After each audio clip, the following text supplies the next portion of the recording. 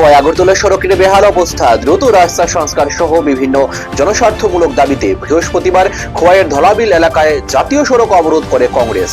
কর্মসূচিকে কেন্দ্র করে কিছু সময়ের জন্য উত্তপ্ত পরিস্থিতির সৃষ্টি হয়। পুলিশ অবরোধ তুলতে গেলে বিক্ষোভকারী কংগ্রেস কর্মী সমর্থকদের সঙ্গে তীব্র বাকবিতণ্ডা হয়, যা ঘিরে এলাকায় চাঞ্চল্যের সৃষ্টি হয়েছে। প্রদেশ কংগ্রেসের নির্দেশ অনুযায়ী খোয়াই আগরতলা সড়কের যে বেহাল অবস্থা, এটা আপনারা সবাই জানেন। সেই বেহাল অবস্থার প্রতিবাদে এই রাস্তা মেরামতের দাবিতে আজকে দীর্ঘদিন যাবৎ 7-8 বছর 6-7 বছর ধরে এই রাস্তার মেরামতির কাজ চলছে।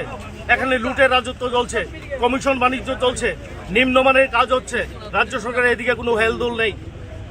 এর বিরুদ্ধে প্রতিবাদ জানাতে এবং রাস্তা অবিলম্বে পুনর্নির্মাণের দাবিতে, সংস্কারের দাবিতে আমরা আজকে প্রতীকী পথ অবরোধ আমরা করেছি। আমরা চাই এই ঘোটালার তদন্ত হোক।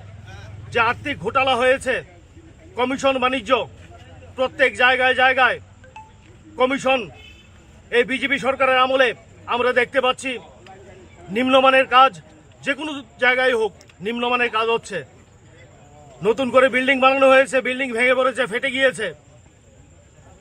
আমরা চাই এই রাজ্যের রাজ্য সরকার অবিলম্বে তার ব্যবস্থা নিক। আমরা শুনেছি রাজ্যের মাননীয় মুখ্যমন্ত্রী মানিক শাহ মহাশয় দিল্লিতে চিঠি লিখেছেন, কিন্তু চিঠি লিখেছেন ঠিকই, কিন্তু এই অবস্থার কিভাবে সুরাহা করা যায়, এই অবস্থা থেকে মানুষকে কিভাবে মুক্তি দেওয়া যায়, তার ব্যবস্থা উনি করেননি, তার ব্যবস্থা উনি করতেও বলেননি, আমরা শুনতে পাইনি।